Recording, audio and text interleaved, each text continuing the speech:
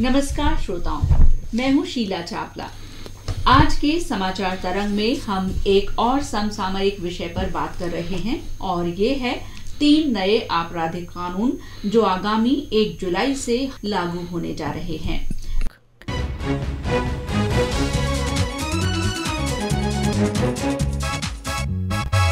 आकाशवाणी की ओर से इस बारे में जागरूकता के लिए लगातार कार्यक्रम और चर्चाएं प्रसारित की जा रही हैं। आज के समाचार तरंग में इसी उद्देश्य से हमने आमंत्रित किया है भारतीय पुलिस सेवा के सेवानिवृत्त अधिकारी श्री अतुल कुमार माथुर जी को। श्रोताओं, श्री माथुर मेघालय के पूर्व पुलिस महानिदेशक रहे हैं और अपने पूरे कार्यकाल के दौरान इन्होंने बहुत ही सराहनीय सेवाएं दी हैं। माथुर सर, आपका आकाशवाणी के स्टूडियो में बहुत बहुत स्वागत है। धन्यवाद मैडम। श्रोताओं, आज की इस चर्चा में मेरे साथ हैं मेरे सहयोगी जितेंद्र सिंह पूनिया। उनका भी समाचार तरंग में स्वागत है। धन्यवाद सर। हम सबसे पहले आपसे यही जानना चाहेंगे कि ये 3 नए आपराधिक कानून कौन कौन से हैं और इनको लाए जाने का क्या मकसद है। 1 जुलाई से हमारे यहाँ नए कानून लागू हो रहे हैं। उसमें सबसे पहले है भारतीय न्याय संहिता। 1860 का इंडियन पिनल कोड रिपील हो जाएगा 1 जुलाई से। दूसरा कानून हमारे यहाँ CRPC central criminal procedure code है, उसका स्थान लेगा भारतीय नागरिक सुरक्षा संहिता 2023। और अभी हमारे पास इंडियन एविडेंस एक्ट है 1872 का, वो रिप्लेस हो जाएगा भारतीय साक्ष्य अधिनियम से। ये तीनों कानूनों को देश की जो कानूनी आवश्यकताएं हैं उनके ऊपर विचार करके लाया गया है और इसमें ऐसे प्रावधान लाए गए हैं जो हमारी अब जो परिस्थितियां हैं, जो सामाजिक और अन्य परिस्थितियां हैं जिनके लिए कानून की व्यवस्था पूरी नहीं मानी जा रही थी, अब उनको पूर्ण करने के लिए प्रयास किया गया है और नए बिंदु लेकर के इनको लाया गया है। जी सर। माथुर साहब, भारतीय न्याय संहिता जो भारतीय दंड संहिता का स्थान लेने जा रही है 1 जुलाई से, तो भारतीय न्याय संहिता में महिलाओं और बच्चों के खिलाफ होने वाले जो अपराध हैं उनके बारे में क्या विशेष प्रावधान किए गए हैं।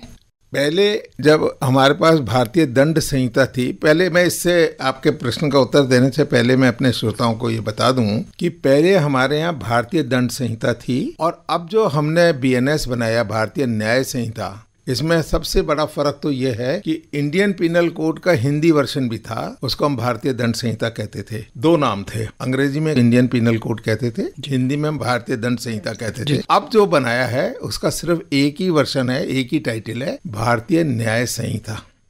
इसमें जो मुख्य बात है समझने की कि ये परिवर्तन क्यों किया है, इसमें जो परिवर्तन हुआ है, दंड की जगह न्याय शब्द का प्रयोग हुआ है। जी। जब हम दंड का प्रयोग करते हैं तो हमारी परिकल्पना में, हमारे इमेजिनेशन में एक आरोपी आता है जिसने कोई गलती की है और उस गलती के इसलिए उसको दंड देना चाहिए और उस दंड का प्रावधान होता है। इस पूरे थॉट में, इस पूरे विचार में पीड़ित कहीं नजर नहीं आता जी। और हमारी ये सबसे बड़ी कमजोरी थी कानून की कि वो अंग्रेज़ों ने बनाया, अच्छा बनाया था कानून, बहुत दिनों तक हमारी सेवा भी की इस कानून ने, काम चलाया, लेकिन पीड़ित के ऊपर कोई विचार नहीं होता था। हमारे यहाँ विक्टिमोलॉजी या पीड़ितों के ऊपर जो काम होना चाहिए था वो नहीं हुआ। अब न्याय शब्द आने से 2 बातें शुरू हो गई। एक तो ये पीड़ित से केंद्रित हो गया जी। इसमें दंडित करने का जो प्रावधान है वो पीछे चला गया और प्रमुख बिंदु हो गया न्याय। न्याय जब हम देखते हैं तो हम न्याय की देवी की परिकल्पना करते हैं जिसकी आंख में पट्टी बंधी हुई है और उसके हाथ में तराजू है। तराजू से कभी कभी ऐसा आभास होता है ये कोई व्यापारिक गतिविधि के बारे में होगा, नहीं।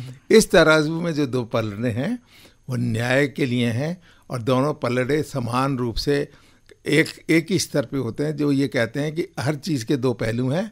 इसमें एक पीड़ित का पहलू है, एक अपराधी का पहलू है और दोनों को न्याय मिलना चाहिए। पीड़ित को भी उतना ही इसमें मुख्य स्थान दिया गया है जितना हमारी दंड की प्रक्रिया पे ध्यान देना है। तो सबसे पहले तो मैं ये कहना चाहूँगा। दूसरा ये कि भारतीय दंड संहिता में महिलाओं और बच्चों को लेकर के जो भी प्रावधान हुए वो समय समय पे जुड़ते चले गए। कभी ये कांड हो गया, कभी वो कांड हो गया, तो उसमें हमारे यहाँ अमेंडमेंट होते गए, संशोधन होते गए और नए नए का सेक्शन बनते गए। क्योंकि पहले से ही 511 सेक्शन थे तो उसमें ABC करके नए सेक्शन जोड़े गए थे और वो पूरी संहिता में स्कैटर्ड थे, बिखराव था उनका। इस समय BNS ने एक नई परंपरा डाली। उन्होंने जितने भी प्रावधान महिला और बच्चों के लिए बनाए उनको एक अध्याय में डाल दिया। जी। आपको शायद पता है कि IPCB और BNSB दोनों में अध्याय हैं। जी जी। तो एक पूरा अध्याय offences against women and child के नाम से डाल दिया है, और जितने भी कानून उनसे रिलेटेड हैं, कुछ और भी कानून है जो और सेक्शन में मिलते हैं, लेकिन जो प्रमुख कानून हैं, जो प्रमुख धाराएं हैं, वो इस चैप्टर में डाल दिए गए हैं। एक तो ये किया है उन्होंने, और दूसरा इन्होंने बहुत सारे कानूनों में जहाँ पुरुष या महिला अकेली का ही वर्णन होता था, उनको जेंडर न्यूट्रल कर दिया। अब लिंग के ऊपर आधारित नहीं है, वो बच्चे के साथ या बालिका के साथ, दोनों के साथ वो अपराध माना जाएगा, इसलिए उसको जेंडर न्यूट्रल कर लिया। और जेंडर की परिभाषा में ट्रांसजेंडर्स को भी शामिल कर लिया। तो इससे इसकी व्यापकता बढ़ गई। इसकी जो आज की परिस्थितियों में हम कहते हैं, पहले ये होता था कि अपराध महिला या बालिका के खिलाफ भी हो सकता है, वो आजकल बालकों के खिलाफ भी होने लगे, उसको भी ये कवर करते हैं। जी सर, मैं इसके साथ ही इसमें जानना चाहूँगी कि बिकॉज अभी जो है वर्तमान समय में प्रोग्रेस बहुत हो चुकी है, महिलाएं आत्मनिर्भर हो रही हैं, वो आज़ादी भी चाहती हैं, तो विवाह बंधन में बंधे बगैर उनका अपने दोस्तों के साथ में रहना, जिसे लिव इन रिलेशनशिप का नाम दिया जाता है, तो इस रिलेशनशिप में अगर किसी तरह से वो पीड़ित हैं, तो वो किस तरह से न्याय की अपेक्षा रख सकती है भारतीय न्याय संहिता से? देखिए, जहाँ तक लिविंग रिलेशनशिप का संबंध है, इसके ऊपर तो काफी विचार विमर्श हो रहा है, और ऐसी मैरिजेस को रजिस्ट्रेशन का भी प्रोविजन बन रहा है। UCC आता है तो उसमें ये आ जाएगा। लेकिन जो महिलाओं के साथ छेड़छाड़, उनके साथ लुका छपी करते हैं, उनको डिसरॉब करते हैं या रेप करते हैं, या और उनके साथ अत्याचार होते हैं, उस पे एक बहुत ही व्यापक रूप से इसमें प्रावधान बनाए गए हैं। और बहुत सी जगह पे जो अपराधों का क्वांटम था, जो उनकी मात्रा थी, उनको भी बढ़ा दिया गया है, और उनको डेटरेंट अच्छा खासा एक प्रभावशाली अवरोध पैदा कर रहा है, वो उन्होंने उसमें बनाया है। जी माथुर साहब, भारतीय न्याय संहिता, क्योंकि भगोड़े अपराधियों के बारे में IPC में जो भारतीय दंड संहिता है उसमें कोई विशेष प्रावधान भगोड़े अपराधी के बारे में नहीं है, तो क्या कोई विशेष प्रावधान भारतीय न्याय संहिता में रखा गया है कि भगोड़े अपराधी हैं, अपराध करके वो देश से बाहर भाग जाते हैं, उनसे निपटने के लिए क्या प्रयास किए गए हैं? देखिए, जो भगोड़े अपराधी होते हैं उनका मूल रूप से कोई अपराध जो BNS में या अभी IPC में है वो ऑलरेडी होता है, उसके बाद वो भागते हैं। तो उसके लिए हमारी जो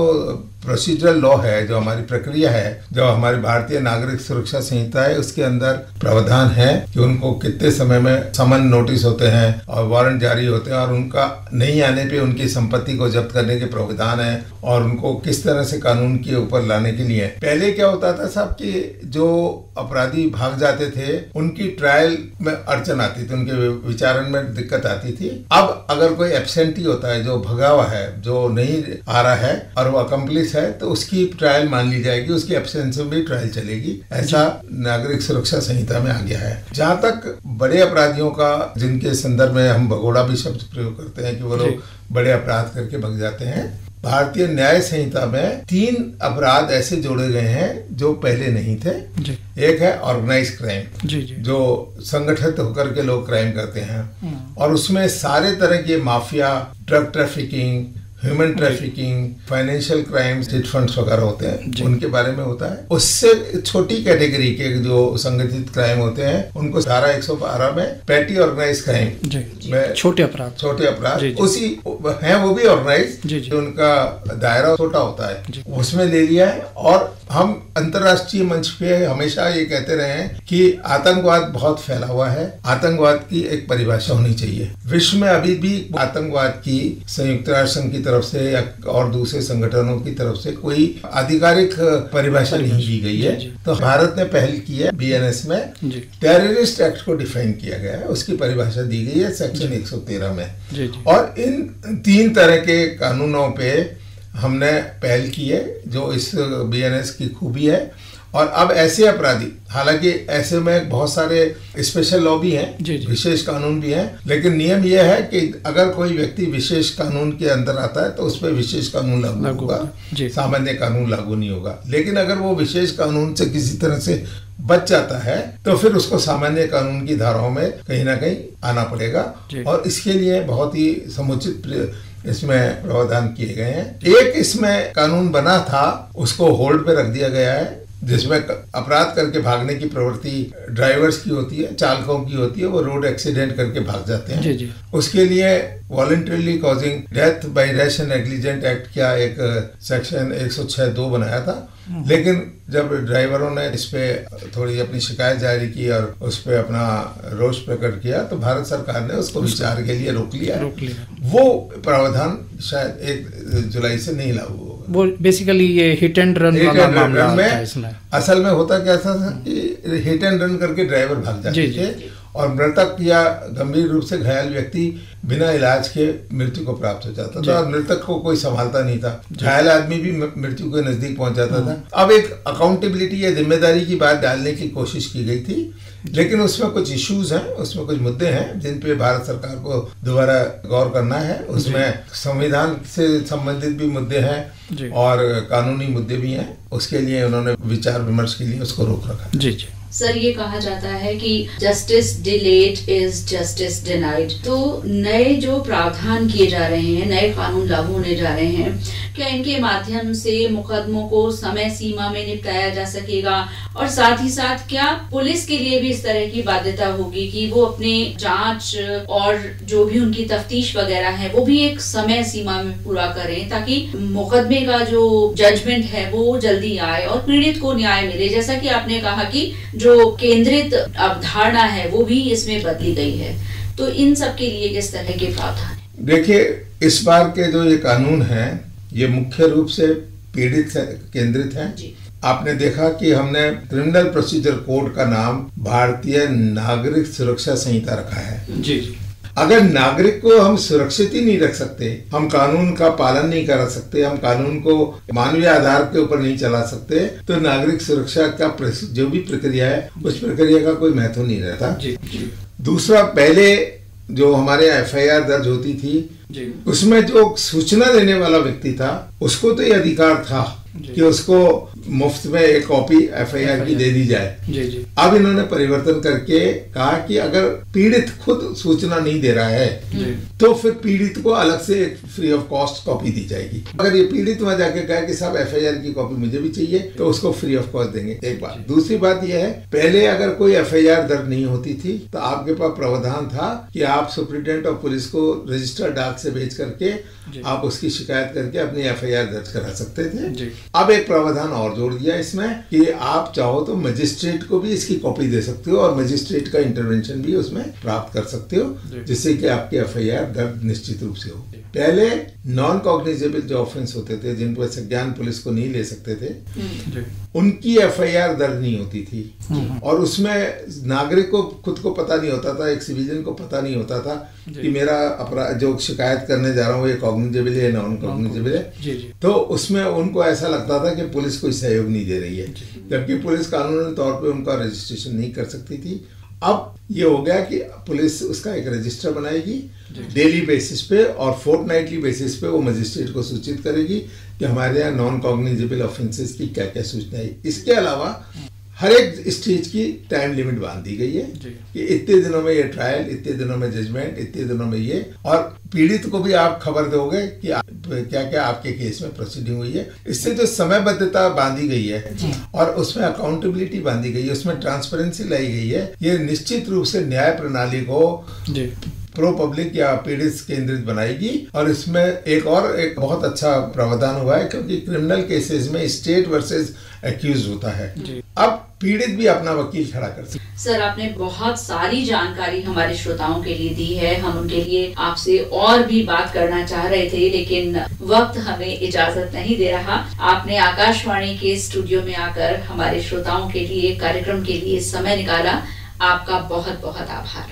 धन्यवाद। और मैं सभी नागरिकों को ये कहना चाहता हूँ कि ये जो कानून बने ये हम सबके लिए बने हैं। हमारा कर्तव्य है इन कानूनों का निश्चित रूप से पालन करें। इसी आशय के साथ मैं आप सबका धन्यवाद करता हूँ। श्रोताओं, चलते चलते आपसे यही गुजारिश करूंगी कि अपने आप को सजग और अपडेट रखने के लिए समाचार तरंग सुनते रहिए। नमस्कार।